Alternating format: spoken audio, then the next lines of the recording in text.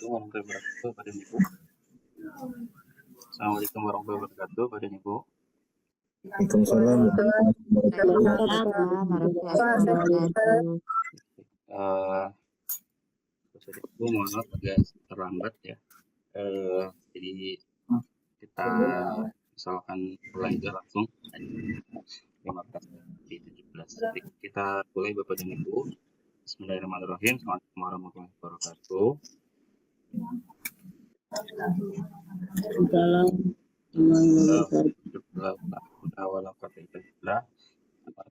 Bapak dan Ibu yang saya hormati, alhamdulillah pada malam hari ini kita diberikan kesempatan dan sekali lagi saya mohon maaf baru bisa bertemu lagi dengan Bapak dan Ibu yang seharusnya beberapa waktu yang kemarin juga sudah ada pertemuan ya, sudah secara daring. Jadi ini sekali lagi mohon maaf karena ada beberapa agenda ya yang agak sedikit mendesak Bapak dan Ibu. Ini juga kita masih dalam tahap persiapan untuk nanti visitasi akreditasi. Jadi masih belum begitu lengang ya waktunya Bapak dan Ibu. Kalau udah sampai rumah itu agak lumayan ya pengen istirahat gitu. Baik Bapak dan Ibu, kita seoptimal mungkin. Hari ini saya mungkin tidak melihat di LK dulu, tapi ada beberapa poin yang menurut saya perlu disampaikan terkait dengan authentic assessment. Mungkin Bapak dan Ibu sudah pernah mendapatkan informasi mengenai authentic assessment atau penilaian autentik. Dan ini Bapak dan Ibu bisa direfleksikan ke dalam LK yang Bapak dan Ibu sudah atau mungkin kemudian kita mute dulu untuk beberapa ini partisipan ya, supaya enggak ini. Oke. Baik Bapak dan Ibu, jadi saya akan masuk ke sesi yang ini ya. Sebentar saya balik dulu ke Google Meet-nya. Oke. Jadi Bapak dan Ibu, saya sedikit akan menyampaikan tentang authentic assessment atau penilaian autentik. Nah, ini mungkin ada hubungannya dengan pengerjaan LK kita yang keempat tentang pengolahan hasil. Nah, jadi ada beberapa poin yang memang perlu kita ingat-ingat lagi bersama Bapak dan Ibu. Apa sebenarnya sih tujuan kita melakukan assessment? Nah, di dalam kurikulum Merdeka, kita bisa menempatkan assessment itu dalam 4 posisi ya. Yang pertama adalah assessment for learning, kemudian ada assessment as learning, sama satu lagi adalah assessment for learning as learning, satu lagi of learning ya. Jadi kita menggunakan assessment itu sebagai upaya kita untuk memperbaiki pembelajaran, bisa juga untuk sebagai bahan kita untuk melakukan kegiatan evaluasi, tapi juga bisa kita jadikan assessment itu sebagai kegiatan dari pembelajaran itu sendiri. Sebagai contoh, Bapak dan Ibu misalkan melakukan pretest ya di awal kegiatan pembelajaran. Nah, maka itu kita menggunakan assessment sebagai kegiatan pembelajaran, bagian dari kegiatan pembelajaran. Dan di situ Bapak dan Ibu melakukan bukan evaluasi kalau di pretest ya, karena kan belum melakukan apa-apa. Nah, Bapak dan Ibu bisa menggunakan pretest itu sebagai langkah Bapak dan Ibu untuk menentukan strategi yang paling tepat ketika Bapak dan Ibu ingin masuk ke satu materi tertentu. Nah, dengan menggunakan pretest atau mengetahui kemampuan awal, nah Bapak dan Ibu menggunakan assessment sebagai bagian dari kegiatan pembelajaran. Seperti halnya kemarin Bapak dan Ibu memahami sedikit tentang apa itu yang kita sebut dengan gaya belajar ya. Ada yang auditori, ada yang kinestetik, sama satu lagi adalah visual misalkan. Nah, sebelum saya masuk ke bagian authentic assessment, saya sedikit menyinggung tentang VAK itu ya. Kita menyebutnya VAK, visual, auditori, sama kinestetik. Nah, mungkin di sedikit cerita aja Bapak dan Ibu ya. Jadi kemarin ketika menyampaikan materi yang serupa ya tentang VAK ini, gaya belajar. Nah, itu saya sempat tanya Bapak dan Ibu ke Bapak dan Ibu guru peserta tahun kemarin. Saya tanya, dari mana Bapak dan Ibu tahu anak ini memiliki gaya belajar visual? Dari mana Bapak dan Ibu tahu anak ini memiliki gaya belajar yang kinestetik? Dari mana Bapak dan Ibu tahu anak ini memiliki gaya belajar yang auditorial? Nah, banyak di antara Bapak dan Ibu guru waktu itu yang menjawab ya kira-kira aja Pak gitu. Menurut saya oh anak ini visual, menurut saya anak ini auditory, menurut saya anak ini adalah kinestetik. Nah, yang perlu kita catat Bapak dan Ibu, VAK ini adalah potensi yang dimiliki oleh semua siswa. Semua siswa punya. Semua siswa punya. Jadi semua bisa memanfaatkan informasi ini dengan melalui tiga jalur utama masuknya informasi. Jadi bisa dari visual, bisa dari auditorial, atau bisa juga dari peragaan. Nah, jadi tiga hal ini semuanya punya potensi itu. Nah, cuman memang ada beberapa siswa yang dia memiliki kecenderungan lebih mengutamakan apa namanya informasi itu diterima dengan cara seperti apa. Dia tahu atau dia mengetahui bagaimana cara dia mengambil informasi. Nah, eh, siswa yang tahu bagaimana dia mengambil informasi atau menerima informasi, maka siswa ini kita sudah katakan siswa memiliki tingkat metakognitif yang baik. Jadi ada kalau kalau kalau kita ngomongin tentang apa namanya kecerdasan kan ada yang apa namanya ada yang eh, maaf, kognitif. Nah, kalau yang ini namanya kita nyebutnya metakognitif. Jadi siswa tahu bagaimana cara dia mencari informasi. Ada orang yang lebih cenderung mencari informasi dengan cara bertanya, ada yang orang mencari informasi dengan cara dia coba-coba, ada juga yang mencari informasi dengan dia melihat, membaca dan seterusnya. Jadi itu cara orang menemukan informasi itu berbeda-beda. Setiap orang sekali lagi punya tiga potensi itu, setiap siswa juga sama, akan tetapi memang ada yang satu lebih dominan dibanding yang lain gitu ya. Ya, jadi ketika kita mengatakan siswa itu ini mah visual misalkan bukan berarti dia sama sekali tidak auditori, bukan berarti sama sekali dia tidak kinestetik. Dia bisa, cuman mungkin ada yang lebih lebih di dia utamakan atau dia menjadi kecenderungan dia. Itu udah bawaan secara lahiriah yang sudah tidak mungkin bisa kita ubah lagi. Nah, itu adalah cara dia melakukan mencari informasi itu. Nah, balik lagi ke pertanyaan tadi. Pertanyaannya saya tanya, bagaimana cara Ibu tahu siswa ini memiliki gaya belajar yang auditori? Bagaimana Ibu tahu gitu, Bapak Ibu tahu? Nah, pertanyaannya atau jawabannya lebih banyak jawabannya itu ya di kira-kira aja gitu. Jadi hasil hasil penerawangan lah gitu istilahnya. Oh, ini si fulan auditori, si visual si fulan kinestetik. Jadi berdasarkan penilaian pribadi. Nah, agak sangat disayangkan ya Bapak dan Ibu gitu mendapatkan informasi yang menurut saya itu menuliskan informasi yang menurut saya itu sangat penting karena ini akan berkaitan dengan yang kita sebut dengan namanya multiple intelligence atau kecerdasan ganda ya. Kalau kita mengimplementasikan multiple intelligence itu memang semua layanan pembelajaran itu akan tersedia dengan sangat baik. Nah, akhirnya saya sampaikan satu informasi Bapak dan Ibu bahwa VAK ini, konteks atau konsep tentang gaya belajar ini sudah sangat lama banget Bapak dan Ibu. Saya pernah baca ini pertama kali itu ketika waktu saya zaman, kalau nggak salah itu SMP, sekitar tahun ya 2000, SMP, SMA lah, sekitar tahun 2000-an.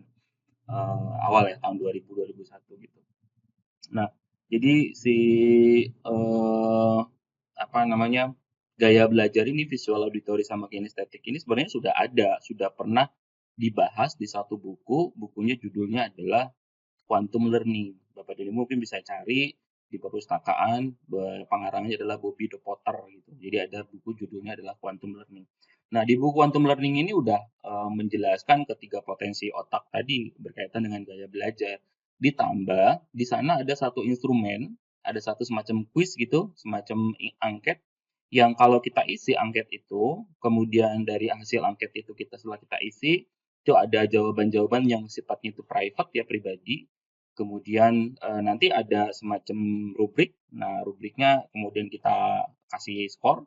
Setelah dikasih skor, nanti kita tahu skor sekian sampai sekian itu adalah oh berarti Anda memiliki gaya belajar lebih lebih dominannya visual. Oh, Anda memiliki gaya belajar lebih dominannya kinestetik dan auditori. Itu ada bukunya Bapak dan Ibu. Jadi bisa menggunakan instrumen yang ada di buku itu gitu. Di buku mungkin sekarang juga udah banyak ya mungkin bisa self assessment gitu, bikin Bapak dan Ibu gampangnya bikin Google Form aja selesai gitu kan. Nanti Bapak dan Ibu analisis sendiri kan gampang kalau kita udah tahu rumus-rumusnya, tinggal kita masukkan ke Google Form-nya, nanti dapat hasil kuisnya itu skornya berapa.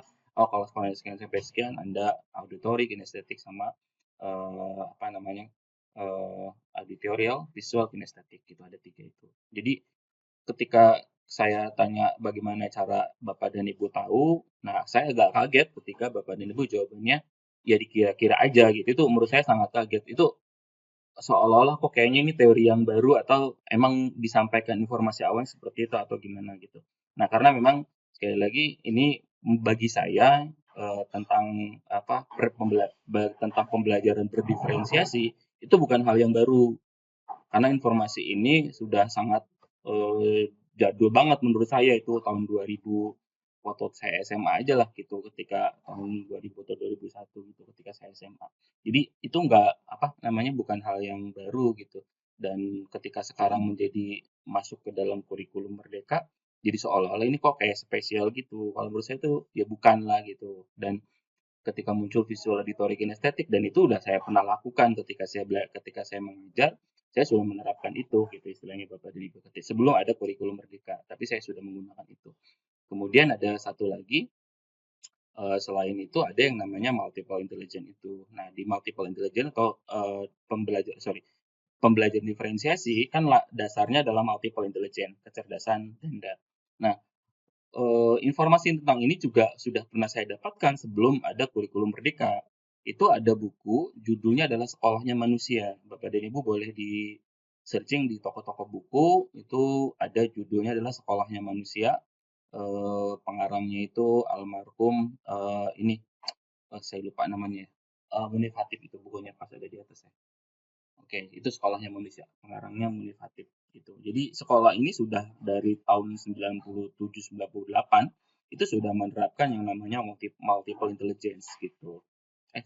Tahun 2000-an, sorry, setelah Bobby De Potter itu. Jadi ya Munif Hatip menggunakan bukunya Bobby De Potter untuk membuat sekolah yang menerapkan kecerdasan ganda multiple intelligence yang di kurikulum Merdeka diadopsi menjadi pembelajaran berdiferensiasi. Jadi itu bukan hal yang baru. Sekali lagi menurut saya itu bukan hal yang baru. Makanya ketika saya tanya Bapak dan Ibu bagaimana cara melakukannya, kok berbeda dengan yang saya tahu gitu istilahnya gitu Bapak dan Ibu ya gitu. Oh, berarti mungkin ada hal yang baru gitu, mungkin ada teori yang baru atau seperti apa. Oh, tapi ternyata tidak menggunakan teori yang manapun gitu ketika melakukan asesmen itu. Padahal itu menurut saya cukup penting. Nah, kemudian prakteknya di lapangan seperti apa? Ketika kita sudah tahu ada anak yang cenderung visual, ada anak yang cenderung auditori, ada anak yang cenderung kinestetik, apa yang dilakukan oleh Bapak dan Ibu di kelas? Apakah cuma sekadar tahu aja? Gitu kan ya? Apakah dengan udah tahu, kemudian yang ngajar ya balik lagi seperti kebiasaan sebelumnya gitu. Nah, apa gunanya kita melakukan mapping seperti itu, gitu ya. Nah, itu kan menjadi refleksi kita sebenarnya. Itu bagi seorang guru, itu berarti kita memanfaatkan assessment sebagai bagian dari kegiatan pembelajaran assessment. Jadi kita memanfaatkan hasil pretest, kita menggunakan hasil diagnostik awal gitu, kemampuan awal, termasuk bagaimana peran orang tua di sekolah, di rumah dengan kegiatan belajar siswa, itu kan menjadi informasi awal masuk kita untuk melakukan kegiatan pembelajaran. Nah, sayangnya kurikulum ini sangat bagus ya, kurikulum Merdeka ini dengan menerapkan multiple intelligence sangat bagus. Sayangnya ternyata prakteknya itu tidak diimbangi dengan kebijakan sekolah untuk memang menerapkan itu. Contoh misalkan di sekolahnya Munif Hatip itu memang ada satu kelas itu ada 2 guru Bapak dan Ibu. Kalaupun ada 1 guru, siswanya tuh nggak banyak. Siswanya sangat sedikit ya, maksimal 20 siswa satu kelas. Bisa dibayangin Bu, satu kelas siswanya 20, berarti SPP-nya berapa besar.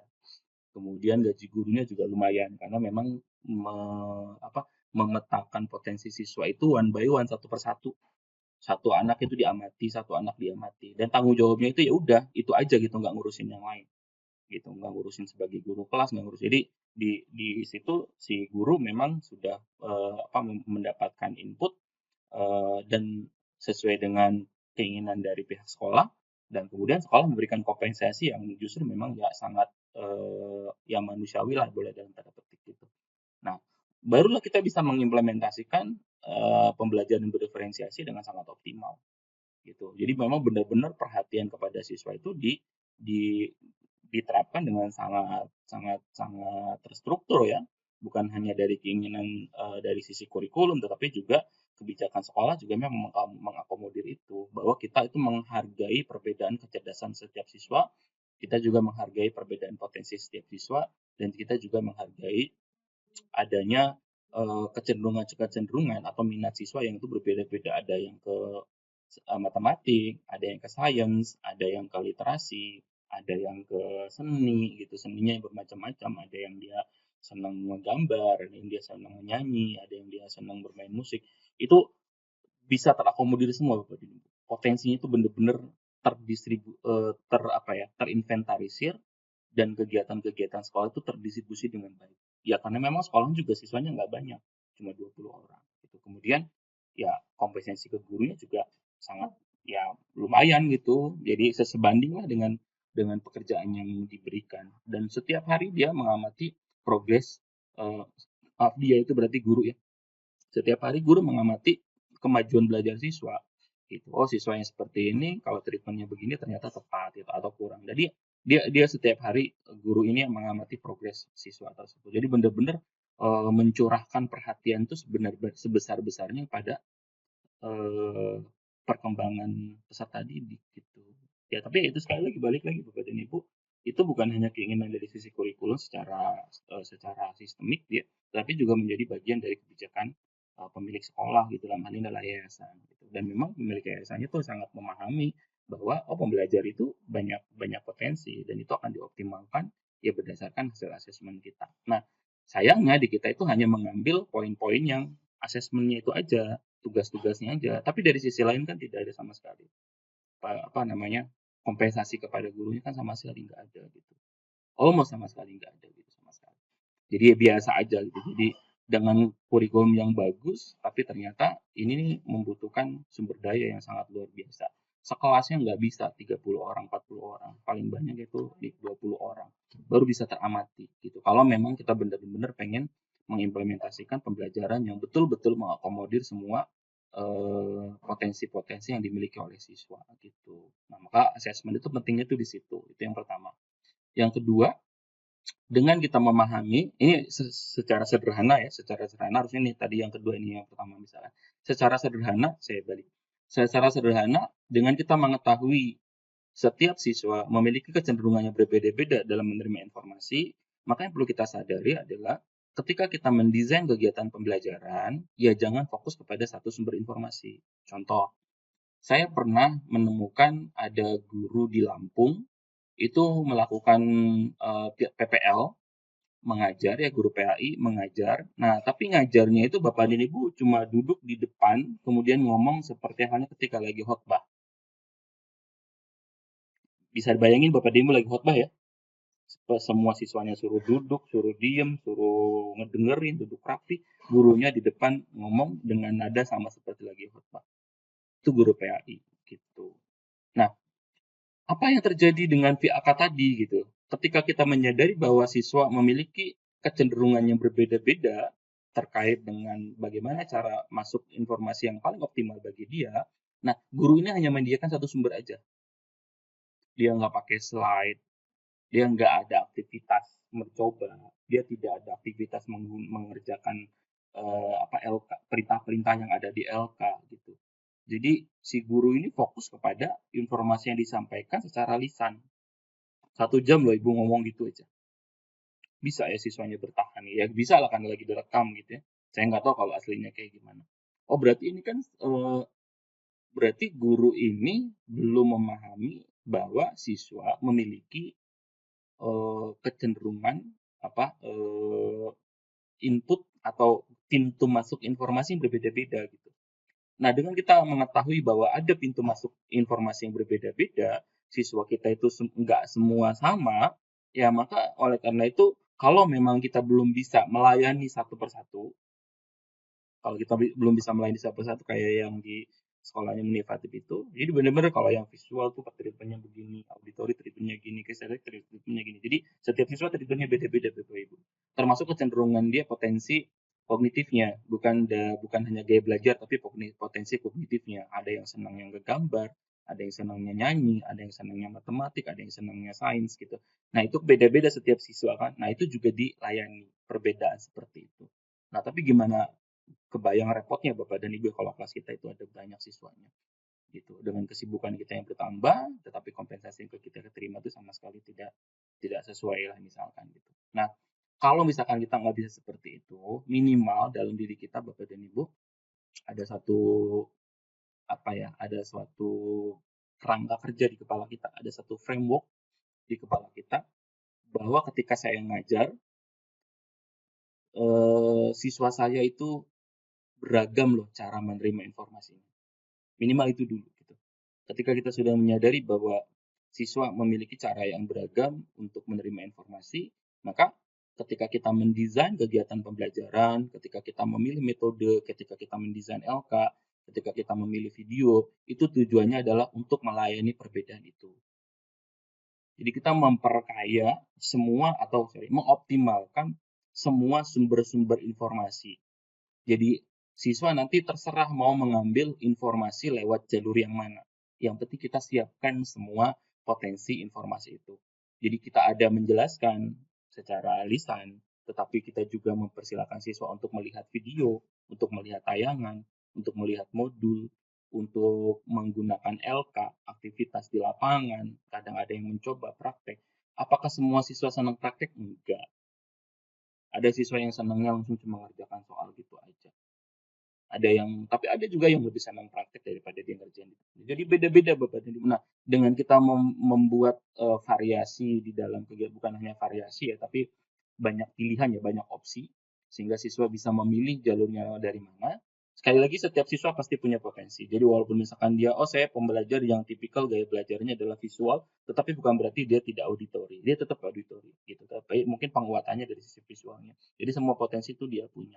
Nah, minimal itu dulu Bapak dan Ibu. Ketika kita bisa belum melayani perbedaan setiap individu secara personal, ya si fulan treatmentnya gini, si fulan treatmentnya gini, si A, si B beda-beda, itu sangat berat luar biasa. Dan kita mengamati satu persatu hari demi hari bagaimana perkembangan dia. Iya kalau siswanya cuma 5, cuma 10, cuma 15, itu bisa kita amati. Tapi kalau siswanya di kelas udah 40, kayaknya nggak mungkin gitu. Nah, berarti yang bisa kita lakukan seminimalnya yang bisa kita lakukan adalah ya kita berupaya untuk menghadirkan kegiatan pembelajaran yang memang mengakomodir semua keperluan yang dimiliki oleh siswa.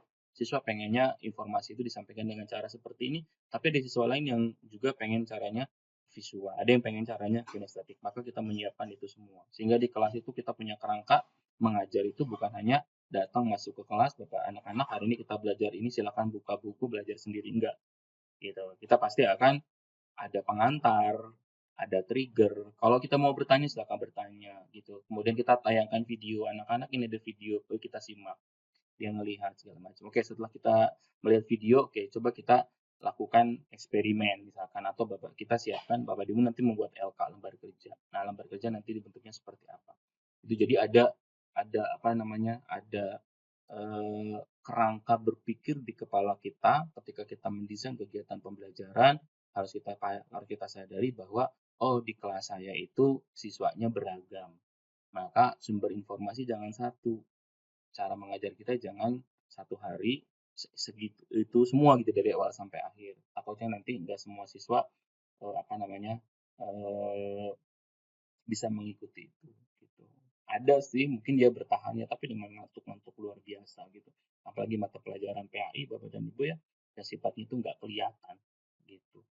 Agak lumayan menantang juga, apalagi kalau misalkan udah ngomongin masalah tauhid gitu ya, tentang tauhid itu kan luar biasa Bapak dan Ibu. Kalau kita salah ngomong, siswa ya akan luar biasa. Apalagi sekarang ada Google gitu, ada ChatGPT ya, siswa akan membandingkan jawaban kita dengan ChatGPT misalnya.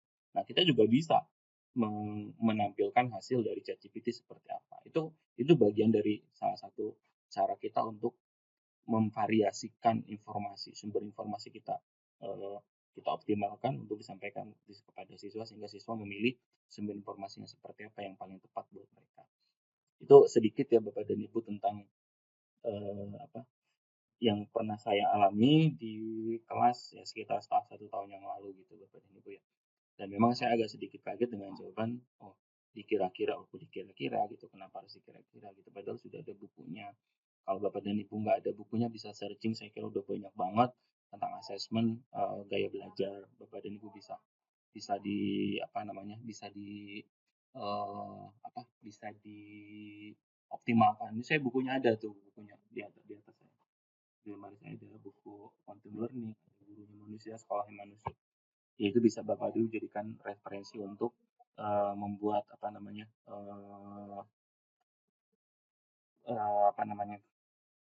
skenario pembelajaran. Baik Bapak dan Ibu, untuk hari ini sudah 20:17, mohon maaf Bapak dan Ibu. Saya ke sini aja Bapak dan Ibu sedikit ya. Saya share dulu sebentar.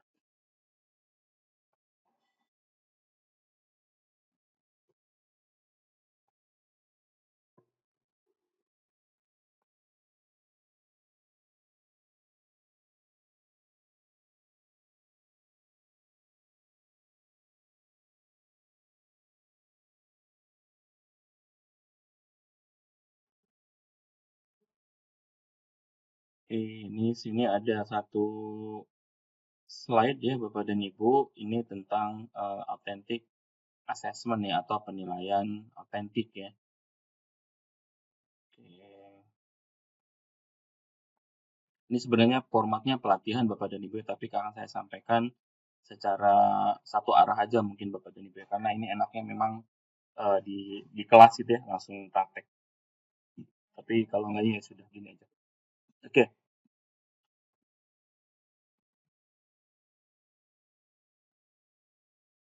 Ini sebentar laptopnya agak berat.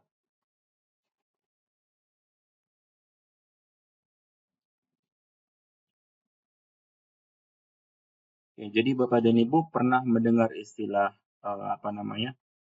penilaian autentik ya atau authentic assessment ini pas waktu kita di kurikulum 2013 ya Bapak dan Ibu. Kita sebenarnya bukan hal yang baru di kurikulum 2013 juga, jadi apalagi di kurikulum Merdeka ya sama aja sih ini bukan konsep yang baru ya Bapak dan Ibu tentang authentic assessment ini atau penilaian autentik. Kata autentik itu autentik itu secara makna sederhana kita menyebutkan atau berarti itu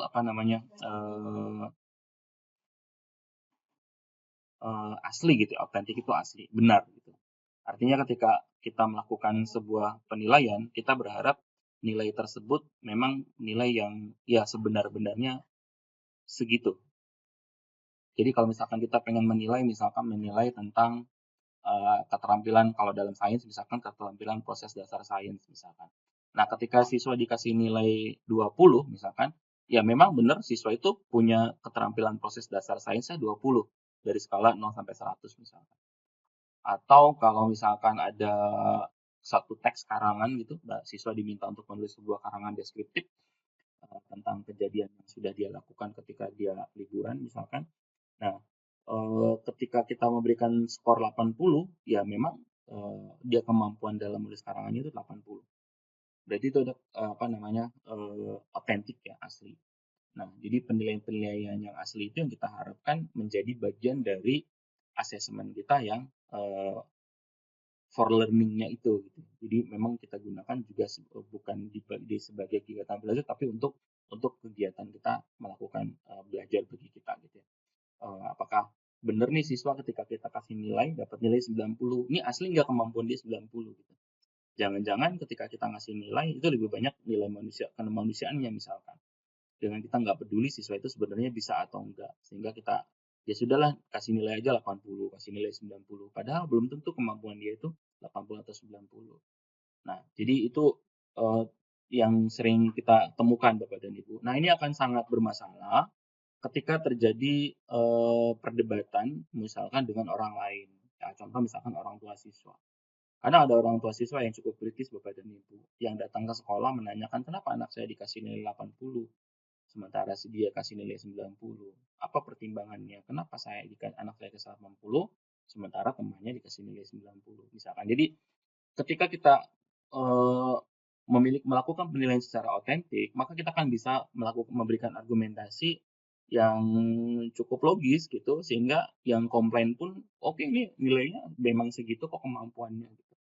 Nah, oleh karena itu kita perlu menjaga agar penilaian yang kita berikan itu ya seotentik mungkin gitu. Ya kita katakan otentik sekali lagi karena memang kita berharap penilaian 90 ya memang karena dia punya kemampuan 90, bukan karena kita pengen menilai 90 gitu. Karena memang kemampuan 90.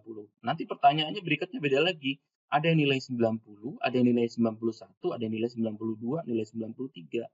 Nah, dalam penilaian otentik kita harus bisa menjelaskan kenapa sih Fulan kasih nilai 91, yang lain kasih nilai 92, yang ini kasih nilai 93 gitu. Apa yang mengakibatkan 90-nya bervariasi gitu.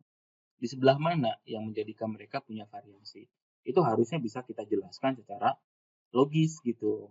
Nah, ini khawatirnya sekali lagi penilaian-penilaian yang kita lakukan, khawatir kalau tidak dilakukan secara otentik, maka kita akan berikan penilaian yang sangat tidak objektif atau penilaian-penilaian yang tidak bisa dipertanggungjawabkan, tidak bisa diaudit lah istilahnya kalau dalam bahasa auditor. Ya, tidak bisa diaudit, tidak bisa dipertanggungjawabkan gitu ya. Semua siswa dikasih nilai 90 gitu. Kenapa? Ya biar semuanya berhasil, semuanya tuntas di atas KKTP misalkan.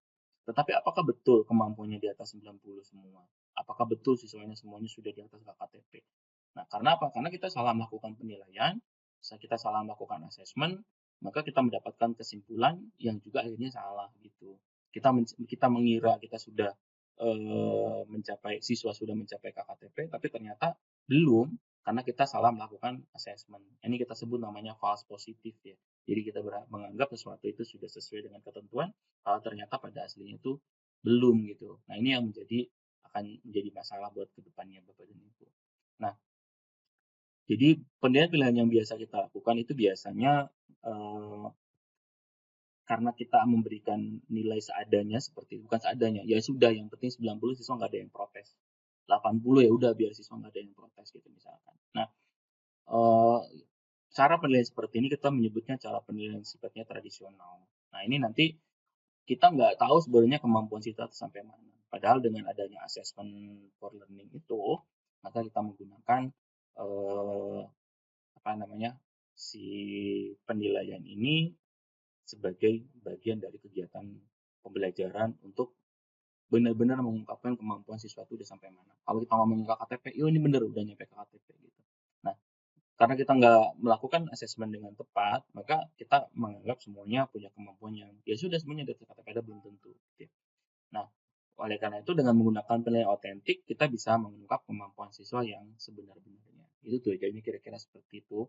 Manfaatnya banyak banget Bapak dan Ibu ketika kita menggunakan penilaian otentik. Manfaatnya apa? Manfaatnya adalah pertama kita bisa bertanggung jawab nih dengan penilaian kita gitu. Itu secara internal. Ketika ada yang komplain kita bisa jelaskan secara logis gitu. Yang paling besar lagi manfaatnya adalah kita benar-benar bisa mengungkap kemampuan siswa secara mendetail. Tadi kalau misalkan saya ngomongin tentang kemampuan proses dasar sains, itu kan ada banyak komponen yang perlu kita ungkap ya. Oke, yang proses data sains itu kemampuannya ada apa aja? Ada 8. Nah, dia udah sampai level berapa nih? Dari 88 ya. Oke, berarti nilainya dia segini.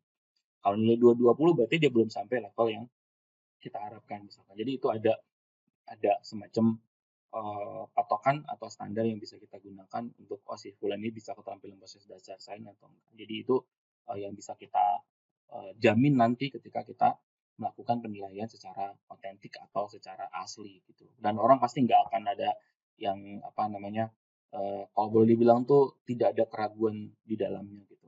Benar-benar ya udah nilainya segitu gitu. Oke, nextnya saya skip yang ini. Saya skip juga yang ini Bapak dan Ibu. Nah, di dalam penilaian otentik kita kenal ada dua istilah. Istilah yang pertama adalah namanya instrumen. Yang kedua ada yang namanya adalah rubrik. Jadi ada instrumen penilaian, yang kedua ada yang namanya rubrik penilaian. Nah, jadi biasanya penilaian otentik itu selalu menggunakan minimal rubrik gitu. Bukan minimal sih, kalau ada rubrik udah pasti ada instrumen sih sebenarnya. Tapi tidak semua instrumen ada rubriknya. Minimal berarti kalau gitu kalau rubrik berarti bukan minimal ya Bapak dan Ibu ya. Kalau sudah ada rubrik ya berarti kita sudah bisa mengatakan bahwa penilaian kita sudah mulai otentik ya. Kenapa kita menyebutnya kalau kita pakai rubrik, kenapa kok sudah mulai kita katakan otentik? Nah, ini pertanyaan lanjutannya nih. Nah, ini sebenarnya ada praktek Bapak dan Ibu, saya skip aja yang ini. Jadi ini prakteknya adalah ada suatu karangan yang dikerjakan oleh siswa. Bapak dan Ibu waktu itu saya minta untuk menilai dari 0 sampai dengan 100. Terserah, ya pokoknya nilai aja gitu dari 0 sampai dengan 100. Tapi saya udah kasih tahu bahwa ini adalah karya siswa yang mengerjakan tugas deskriptif gitu. Jadi saya minta semua guru menilai. Nah, ternyata nilainya itu ya sangat beragam Bapak dan Ibu ya. Ada yang ngasih nilai 70, ada yang ngasih nilai 80, ada yang ngasih nilai 90, ada yang ngasih nilai 60, ada yang 50. Jadi sangat beragam. Nah, ini agak sangat bertanya-tanya gitu kita. Kenapa? Satu karya yang sama, semua menilai satu karya yang sama. Jadi satu kerjaan siswa sama satu doang.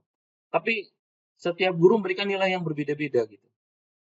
Nah, ini ketika kita membiarkan hal seperti ini terjadi, maka ini akan terjadi yang kita sebut dengan subjektivitas. Berarti kita menilai sesuatu bukan objeknya yang kita nilai. Tetapi kita menilai itu adalah persepsi kita menilainya. Jadi persepsi kita yang lebih banyak bermain. Nah, bukan objeknya yang dinilai 80, tetapi saya mempersepsikan ini nilainya 80. Bukan karena objeknya bernilai 80, tapi karena persepsi saya, dia nilainya 80. Nah, setiap orang hari ini punya persepsi yang berbeda-beda. Maka nilai yang diberikan itu pasti akan sangat beragam. Dan ini nggak bagus, nggak baik. Ya, karena tidak menyatakan bagaimana kemampuan siswa dalam menulis karangan gitu. Apalagi kalau mainnya persepsi gitu. Jadi ini sudah, apalagi misalkan tadi saya lebih mengedepankan sisi kemanusiaan gitu. Jadi semuanya nilainya 90, nilai 95. Minimal saya menghargai usaha dia untuk menulis gitu. Jadi ada satu peristiwa kira-kira seperti itu. Nah, di bagian yang kedua, jadi ada banyak nih hasil penilaiannya akhirnya kan berbeda ya. Jadi bandingkan hasil penilaian dengan kelompok, apa yang dapat saudara katakan. Mengapa hasil penilaiannya ada yang berbeda? Padahal kan karyanya sama gitu. Tapi kenapa kok jadi berbeda? Gitu. Ya karena kita menilai bukan objeknya yang kita nilai, melainkan persepsi kita memberikan penilaian. Gitu. Itu yang terjadi Bapak dan Ibu. Nah, apa yang harus kita lakukan agar hasilnya relatif sama? Kalau sama persis nggak mungkin, tapi relatif sama lah.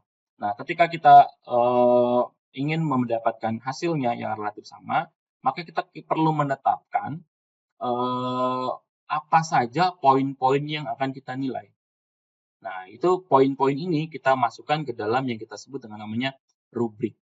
Nah, rubriknya ini berkaitan dengan tugas proyek siswanya. Siswanya diminta apa, maka rubriknya itu menyesuaikan dengan proyeknya. Kalau proyeknya bikin karangan, maka kita gunakan rubriknya penulisan karangan. Kalau proyeknya misalkan membuat gambar, maka rubriknya adalah rubrik gambar, rubrik penilaian gambar. Kalau proyeknya adalah presentasi, maka rubriknya adalah rubrik presentasi. Jadi berbeda-beda rubriknya, tergantung kita mau menilai apa gitu. Nah, ternyata setelah kita coba dengan menggunakan rubrik yang saya bagikan, Bapak dan Ibu silakan gunakan rubrik, kemudian nilai berdasarkan rubrik, ada skala, ada empat item, ada 4 poin yang harus dinilai gitu. Nah, untuk menilai pun dikasih gradasi yang sangat jelas. Misalkan fakta, dia bisa mengungkapkan 4 dari 5 fakta. Dia bisa mengungkapkan 3 dari 5 fakta. Dikasih nilai 4, kalau kasih nilai 4 kalau bisa mengungkapkan 4 dari 5 fakta. Dia bisa mengungkapkan 3 dari 5 fakta, kita kasih nilai 3. Dia bisa mengungkapkan 2 dari 5 fakta, kita kasih nilai 2. Jadi setiap penilaiannya itu ada, kita sebutnya tuh gradasi. Gradasi ini yang tidak boleh ada perdebatan. Jadi harus sangat rigid, sangat jelas apa perbedaan 3 dan 4.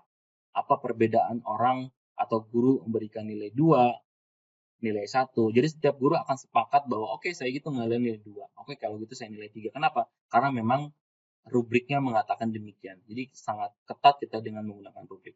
Apa akibatnya ketika itu? Akibatnya adalah rata-rata nilai itu menjadi sangat berkelompok, sangat tidak variatif gitu ya. Jadi sangat 80-an lah gitu. Tapi nggak ada yang sampai nilai 70. Yang nilai 90 nggak ada Bapak dan Ibu. Jadi sudah menjadi penilaian itu menjadi seragam gitu. Sama persis enggak, tapi secara statistik kita bisa katakan tidak berbeda. Secara statistik ya Bapak dan Ibu kita katakan tidak berbeda dengan menggunakan rubrik itu gitu. Nah, itu membantu kita untuk memberikan pertanggungjawaban secara akademik ya, kenapa si Fulan dikasih nilai 86. Oh, ini nilainya gini-gini. Rubrik ini ada empat item, setiap item pertama dia skornya 3, item kedua skornya 4, item ketiga skornya 4, item keempat dia skornya 3 misalkan. Nah, dapat total skor berapa dikali dengan masukkan nanti ke markah penilaian Bapak dan Ibu udah beda lagi di bagian penilaian itu nanti dapat dia skornya berapa, nilainya berapa. Dan itu nilai akhirnya. Dan itu udah sesuai dengan perhitungan kita Bapak dan Ibu. Jadi kenapa dia mendapat nilai segitu ya karena skornya sekian kemudian diubah ke nilai.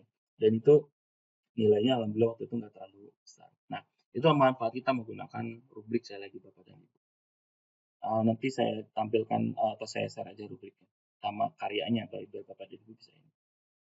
Ini mau pindah-pindahnya agak ini. Sebentar bisa nggak saya tampilkan? Saya buka dulu. Agak ini soalnya agak nge-lag.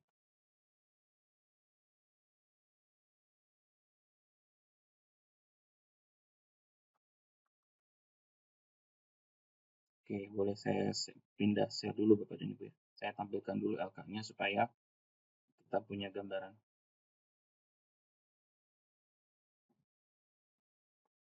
Window, nah ini ya. Ini LK-nya. Sambil saya spill sedikit tentang LK Bapak dan Ibu ya. Jadi LK atau nama lain itu lembar kerja ya. Kalau LKS ya lembar kerja siswa, kalau LKPD lembar kerja peserta didik ya. Jadi sama aja sebenarnya kayak mau pakai LKS mau pakai LKPD. Nah, jadi ini ada hasil ya tulisan. Ini buat peserta pelatihan memang saya kasih seperti ini. Ini ada nama siswanya Amanda kelas 8C. Ini tulisannya apa namanya? Judul dia adalah Liburanku. Dan di sini ada hasil karangan dia. Nah, pada awal karangan ini diberikan ke guru waktu itu ke peserta pelatihan untuk dinilai. Nah, nilainya tadi seperti yang saya sebutkan itu berbeda-beda ya. Ada yang ngasih nilai 70, ada yang ngasih nilai 80, ada yang ngasih nilai 90. Jadi bervariasi, sangat bervariasi. Nah, pada penilaian kedua, karya yang sama Bapak dan Ibu, karya yang sama pada penilaian kedua, saya berikan ini dulu.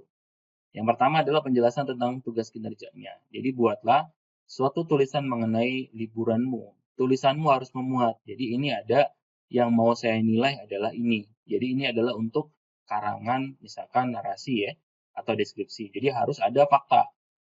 Faktanya harus ada apa, siapa, di mana, dan mengapa. Kemudian harus ada ekspresi ide. Ekspresinya harus dijelaskan. Apakah dia senang atau ada ide yang diekspresikan dengan secara eksplisit. Nanti dijelaskan di bawah Bapak Ibu. Ada struktur bahasa, urutan kalimatnya benar, sama satu lagi tata bahasa yaitu penggunaan tanda baca, huruf dan ejaan, huruf besar, huruf kecil. Nah, ini adalah tugas buat siswanya. Nah, bagaimana dari rubriknya? Rubriknya kira-kira seperti ini Bapak dan Ibu. Jadi rubriknya adalah ada 4 aspek kan tadi, ada 4, maka saya membuat 4 buah aspek. Yang pertama adalah dari sisi informasi fakta, yang kedua ekspresi ide, yang ketiga urutan dan struktur bahasa, yang keempat adalah tanda baca dan penggunaan huruf besar atau huruf kecil.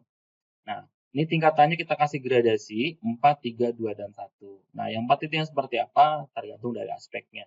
Sebagai contoh misalkan aspek informasi fakta, tadi diminta siswa memberikan fakta ada apa, siapa, di mana, dan mengapa. Ada 4. Ada 4 fakta ini. Kalau siswa bisa menyebutkan 4 buah fakta, maka kita kasih nilai 4.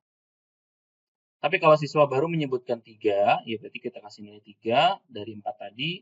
Siswa baru menyebutkan 2 dari fakta tadi, ya udah kita sebutkan, kita kasih nilai 2. Kalau dia menyebut cuma salah satu, apa gitu, atau siapa, maka kita kasih nilai 1. Gitu ya. Jadi ada patokannya yang jelas, kapan kasih nilai 4, kapan kasih nilai 3. Jangan baik, sangat baik, kurang baik. Seperti apa yang baik, yang sangat baik, yang seperti apa, itu masih, kalau masih jadi pertanyaan, berarti itu belum masuk ke dalam rubrik Bapak dan Ibu. Ketika masih memunculkan banyak pertanyaan, maka rubrik itu menjadi rubrik yang tidak baik. Mengekspresikan ide. Seluruh ide dikembangkan ekspresikan dengan sangat mudah bagi pembaca untuk memahami. Sebagian besar, beberapa ide tidak dikembangkan. Urutan dan struktur bahasa. Seluruh kalimat, sebagian besar, beberapa. Ini kan kelihatan ya, kalimat tidak disusun. Tanda baca, tidak terdapat kesalahan, kurang dari 5. terdapat kesalahan, sulit dibaca, kesalahannya cukup banyak. Jadi ada 4 item gitu. Nanti kalau di total ini 4 kali 4 16. Skor totalnya itu 16. Nah, kalau mau diubah jadi 100, maka kita masuk ke penilaian ya. 16 dibagi dengan X nilainya berapa dibagi 16 kali 100 itu masuknya ke penilaian. Saya balik lagi ke slide-nya Bapak dan Ibu.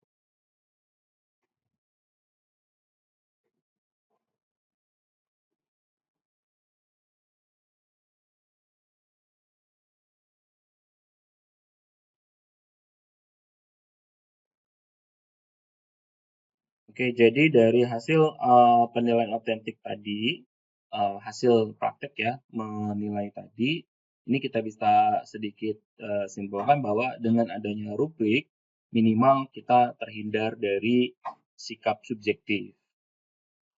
Yang pertama, yang kedua, dengan adanya rubrik, mau siapapun yang menilai, maka akan memberikan hasil yang sama. Mau siapapun gurunya, ya kalau dinilai nanti hasilnya akan sama. Itu kalau kita pakai rubrik. Kalau kita nggak pakai rubrik, terus kalau misalkan rubrik itu kan untuk keterampilan-keterampilan sifatnya generik. Kalau misalkan keterampilan sifatnya kognitif aja bisa pakai rubrik ya bisa, semuanya bisa. Kita bisa gunakan rubrik.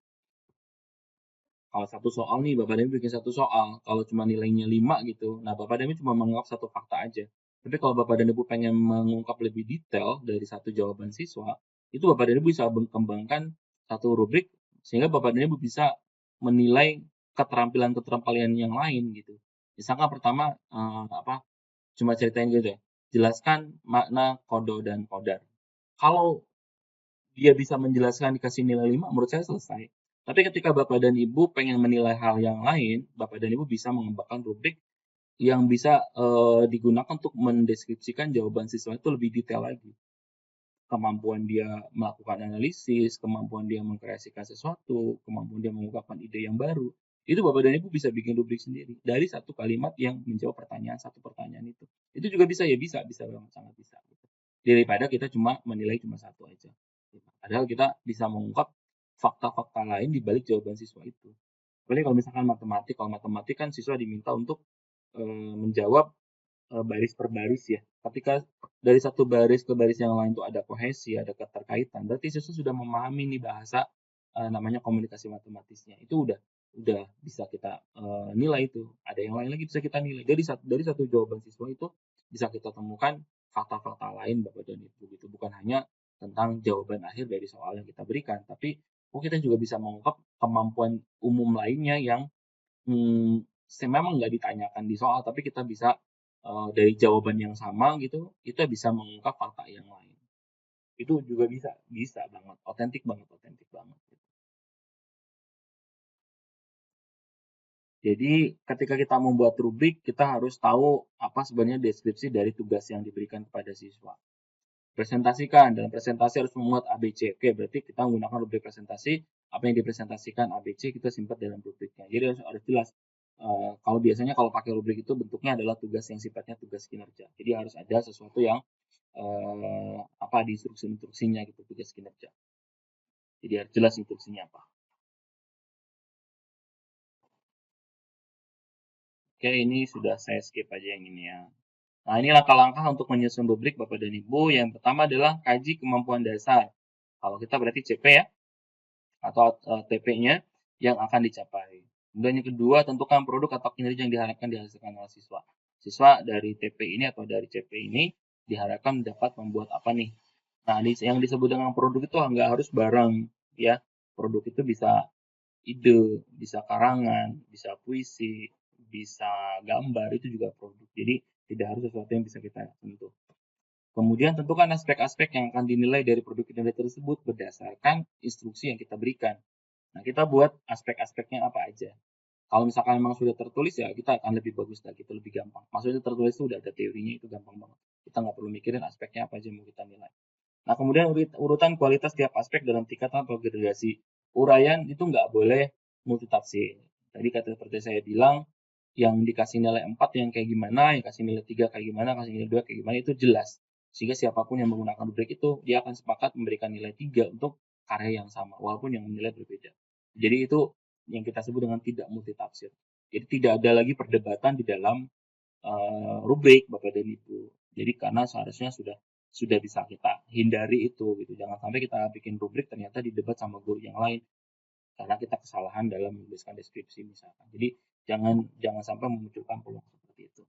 Kemudian kita rumuskan cara memberi skor. Tadi kalau misalkan kita udah lihat ada 4 item, ada 4 aspek, setiap aspek nilainya maksimal 4, berarti maksimal nilainya itu skornya adalah 16. Nah, kita harus tentukan mau dibawa ke skor berapa nih nilainya, misalkan bawa 100, berarti nilai yang dia dapat dibagi dengan skornya maksimal 16, kemudian dikali dengan 100. Nanti itu akan menjadi nilai dari 0 sampai dengan 100. Jadi rumuskan cara memberi skor. Ini nanti masuk ke instrumennya. Nah, tingkatan pencapaian dapat menggunakan angka 1, 2, 3. Bisa juga kata-kata. Beberapa tua sudah berkembang, sudah biasa dipakai oleh teman-teman kita di PIAUD ya, atau di RA. Uraian ini tidak boleh multitafsir. Jadi yang kira-kira nih Bapak dan Ibu di antara atas sama bawah ini, kira-kira mana yang multitafsir misalkan. Nah, di atas ini kan udah jelas ini kan multitafsir ya yang di atas ini gitu. Yang di atas ini sudah jelas multitafsir karena informasi kata-kata lengkap dan jelas ini kurang bisa apa ya? Menurut setiap orang tuh beda-beda gitu. Ini ada yang lengkap, ada yang bilang oh enggak ini mah enggak lengkap.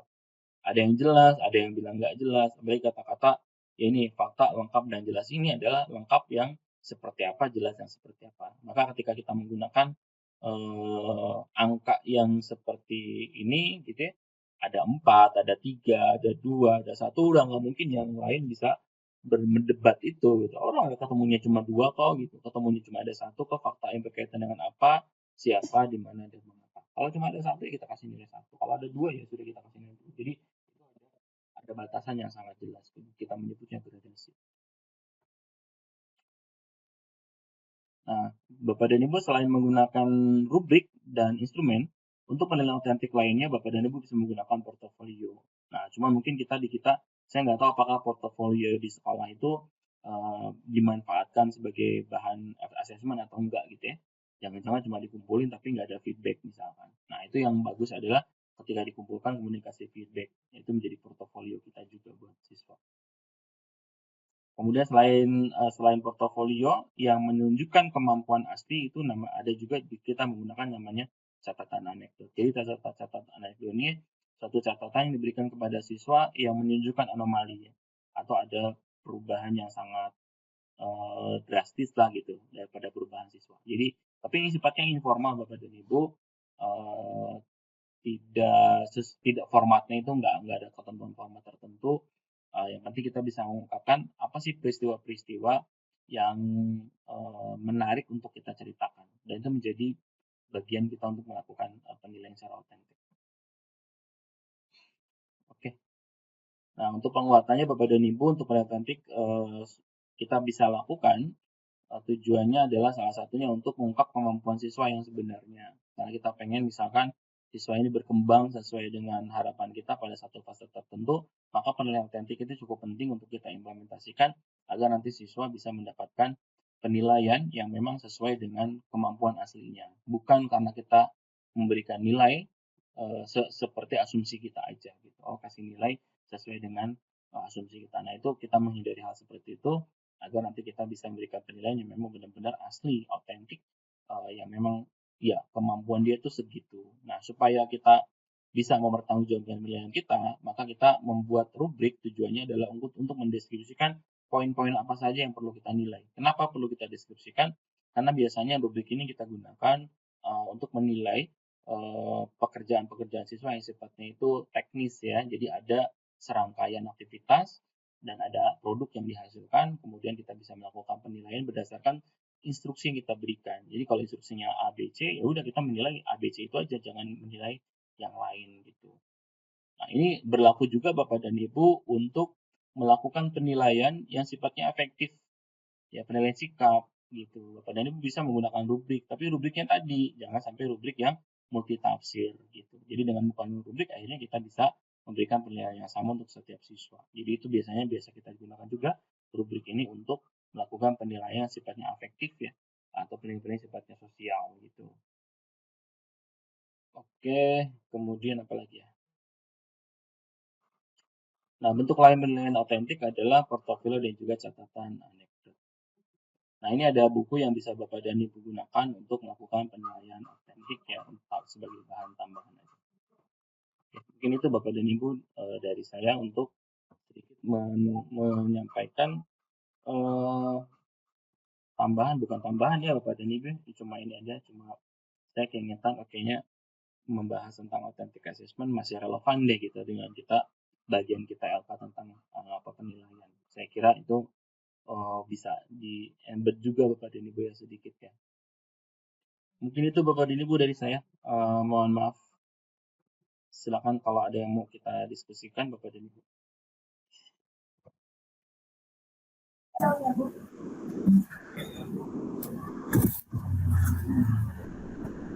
Silahkan Ibu Latifah.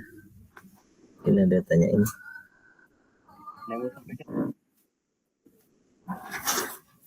Yang punya saya kemarin tuh telat yang Zoom sebelumnya Pak. Yang mengenai apa untuk awal pertemuan ya, memang kemarin di sekolah kami itu di awal pertemuan waktu siswa baru kita berikan yaitu pertanyaan diagnostis apa Ya, pertanyaan awal. Itu udah kita berikan Pak, sesuai dengan memang dari pemerintah dinas itu dianjurkan untuk mengawali seluruh siswa itu dengan melakukan mendiagnosis anak ya. Jadi dengan pertanyaan itu sudah kita bagikan dan sudah mendapatkan jawaban. Dan memang ternyata dari itu tuh kita dapatkan persentase itu 80% itu siswa menyukai audiovisual. Ada yang ketika yang kinestik sedikit gitu ya. Itu Bapak instrumennya dari mana Pak? Gimana? Instrumennya dapat dari mana Pak? Instrumennya itu ada di-share dari Kemendikbud apa dari dinas waktu itu, dari pendidikan. Memang sudah ada instruksinya waktu itu. Ya, minimal sudah. Cuman yang disampaikan Bapak tadi sudah pakai instrumen gitu Pak ya.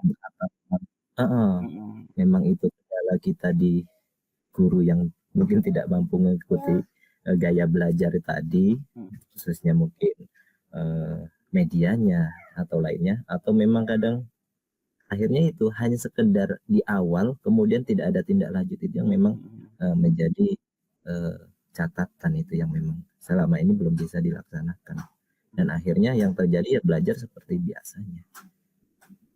biasanya bertemu, bahkan acuan itu yang belum kita jalankan gitu.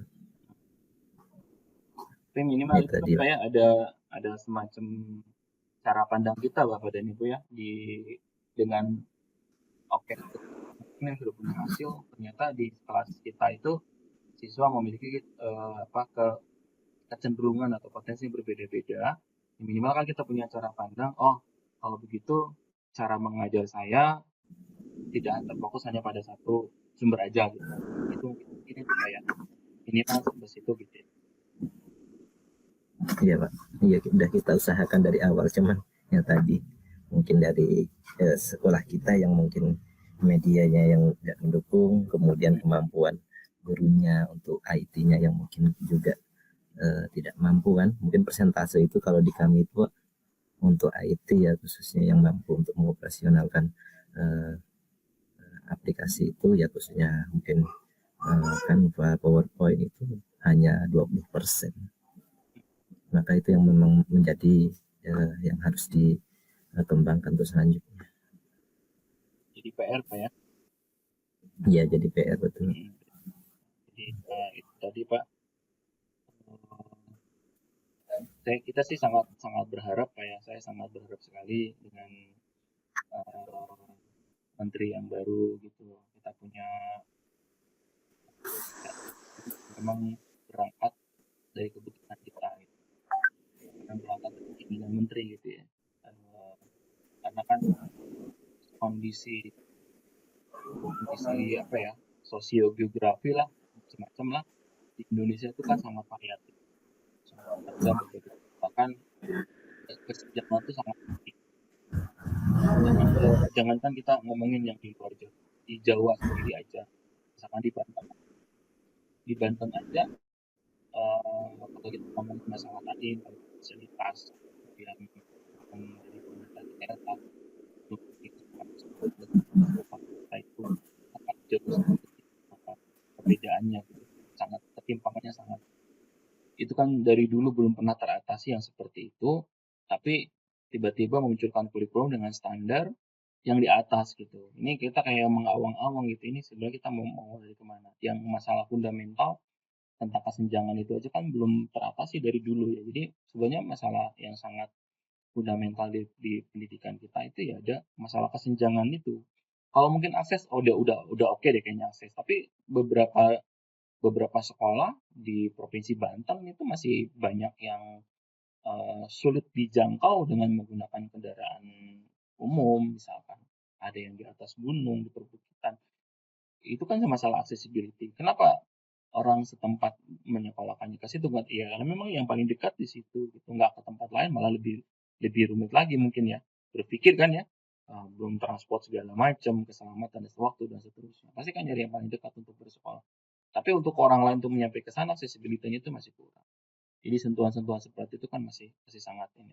Jadi masalah aksesibilitas. Belum kesenjangan tentang masalah ini pun, tentang masalah fasilitas, tentang masalah sumber daya, ya keterampilan gurunya, guru yang di kota gitu misalkan, atau dekat dengan sumber pemerintahan, dekat dengan kantor pemerintahan, itu akan mendapatkan kesempatan untuk mengembangkan diri lebih tinggi dibanding dengan teman-teman kita yang ada di daerah yang secara akses saja sulit terjangkau. Informasi segala macam nggak sampai dekat di situ. Jadi yang berkembang yang justru di tempat-tempat sini. Misalkan ada guru penggerak misalkan, ada program guru penggerak. Guru penggerak itu kan full online Bapak dan Ibu ya. Full Zoom gitu ya. Jadi kan luar biasa itu ya, hanya bagi mereka yang internetnya bagus, sekolahnya mendukung atau dia punya perangkat sendiri dan itu sudah mendukung. Tapi kalau misalkan udah mulai main ke daerah lagi yang lebih dalam lagi, nggak semua bisa mengakses itu gitu. Jadi akhirnya kan mau kesempatan berkembang juga sulit gitu ya Bapak dan Ibu gitu. Ya, tapi kita dianggap memiliki apa tersebutnya kondisi objektif yang sama. Padahal udah jelas-jelas kita punya kondisi yang sangat sangat timpang gitu, itu jauh banget itu. Ya, sekali lagi kita nggak ngomongin yang di luar Jawa, di Banten aja gitu, di provinsi saya sendiri, itu kesenjangan dalam hal pendidikan itu mau dari dimensi apa aja, itu masih banyak banget. Apalagi kalau misalkan sekolahnya udah sekolah swasta gitu. Kalau negeri aja timpangnya luar biasa. Apalagi kalau sekolah swasta. Sekolah swasta kan udah sama sekali dilepas begitu aja oleh pemerintah gitu kan sekolah swasta. Padahal sekolah swasta itu ya hadir untuk membantu pemerintah menjembatani kebutuhan pendidikan masyarakat yang memang secara akses itu susah. Maka sekolah swasta itu dibangun. Gitu. Makanya kan kadang sekolah swasta banyak yang tidak berorientasi ke profit gitu. Lebih banyak sekolah swasta dibangun, apalagi madrasah misalkan, yang memang untuk menjawab kebutuhan itu daripada sekolah jauh susah segala macam, oke bikin madrasah, bikin MI, bikin MTS, bikin MA di situ. Akhirnya kan ya memang benar-benar dibangun itu sesuai kebutuhan itu. Apakah profit oriented? Enggak gitu. Udah nggak nyari profit lagi. Tapi beda dengan sekolah-sekolah swasta yang didirikan di kota perkotaan. Banyak sekolah-sekolah swasta yang franchise di perkotaan itu. Franchise itu maksudnya ya beli merek aja, beli yayasan, beli beli manajemen, beli hak manajemen ke sekolah yang sudah bonafit, dibawa ke sekolahnya untuk diimplementasikan. Ya sudah kan pasti orientasinya bukan lagi ngebantu orang menjembatani kurang sekolah apa sekolahnya aksesnya susah, enggak. Orientasinya udah pasti itu bisnis oriented. Udah pasti dia nyari nyari duit dari situ gitu. Jadi udah di keberadaan sekolah swasta sendiri itu kan jomplang apa sangat sangat jauh lah gitu perbedaannya, kesenjangan itu sangat tinggi. Nah, ini yang menjadi PR harusnya buat pemerintah. Bagaimana cara mengatasi kesenjangan ini? Dalam 10 atau 5 tahun ke depan, mau mau berapa jarak kesenjangan yang mau kita pangkas? Kalau antara sekolah di sini dengan di tempat lain itu punya grade atau kalau kita kasih skor itu dari 0 sampai dengan 100 skornya itu masih jauh banget maksimum maksimum minimumnya paling besar paling kecilnya masih jauh banget. Nah dalam 5 tahun ke depan kita bisa memangkas sampai berapa nih? Kalau sama persis kayaknya agak nggak agak mimpi ya kalau bisa semua sekolah itu punya kondisi objektif yang sama. Kayaknya agak sulit ya. Tapi ya paling nggak selama 5 tahun ke depan kita punya target lah harusnya berapa sekolah yang atau kesenjangan itu mau kita pangkas seberapa jauh ya supaya pemerataan dari sisi pendidikan itu bukan hanya masalah dari sisi akses aja. Dari situ baru kita ngomong kurikulum gitu. Itu dulu. Kurikulumnya udah pakai yang ada aja gitu, nggak ada masalah kalau menurut saya. Ya paling diupdate dari sisi apa? Dari sisi perkembangan teknologi, perkembangan keilmuan. Itu aja itu tugasnya guru-guru kita supaya kita juga bisa mengupdate informasi yang kita punya gitu. Bukan berarti sistem kurikulumnya berubah, tapi yang lainnya nggak diubah, malah jadi senjang lagi gitu. Tempat lain kurikulum 2013 aja belum terimplementasikan, tiba-tiba datang kurikulum baru. Berat banget Bapak dan Ibu gitu. Nah, karena kita punya kesenjangan yang tadi masalah yang ya banyak banget lah gitu yang perlu kita sederhanakan ya supaya kita kita bisa bareng-bareng kalau sudah terselesaikan semua kesenjangan itu baru kita bisa ngomongin tentang masalah kurikulum. Mungkin itu Bapak dan Ibu ya dari saya. Ini sudah jam 9. Mohon maaf sudah ya, silakan Pak. Maaf Bapak. Iya, silakan.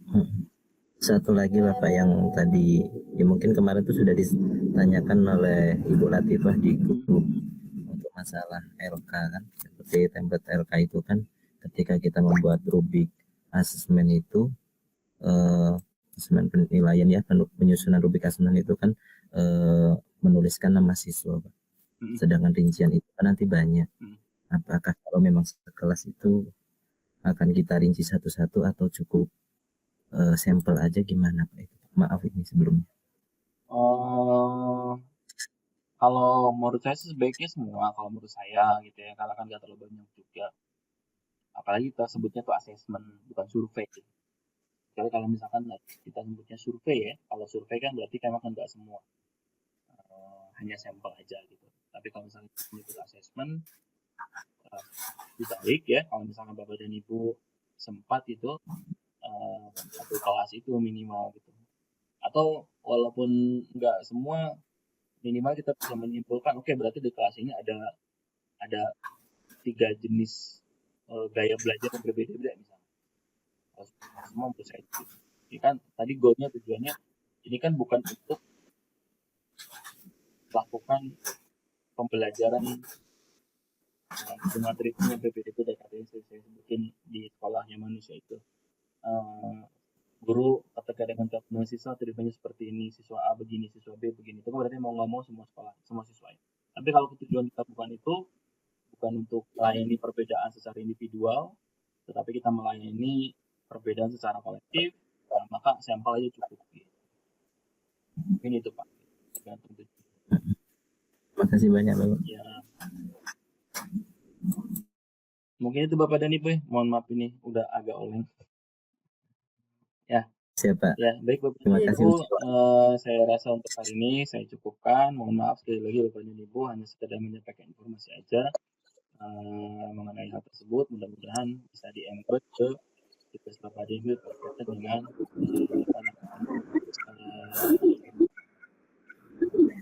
assessment. Kalau saya lihat jadwal, insya Allah berarti besok malam kita ketemu lagi ya. Baik Bapak dan Ibu, dari saya cukupkan. Tadi saya lupa dibuka dengan baca basmalah. Kita tutup Bapak dan Ibu sesi kita dengan sama-sama membaca lafaz alhamdulillah.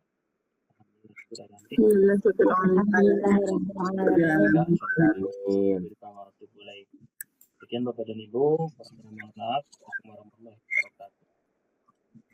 Waalaikumsalam warahmatullahi wabarakatuh. Saya Bapak dan Ibu ya. Ya Pak. Iya, Pak.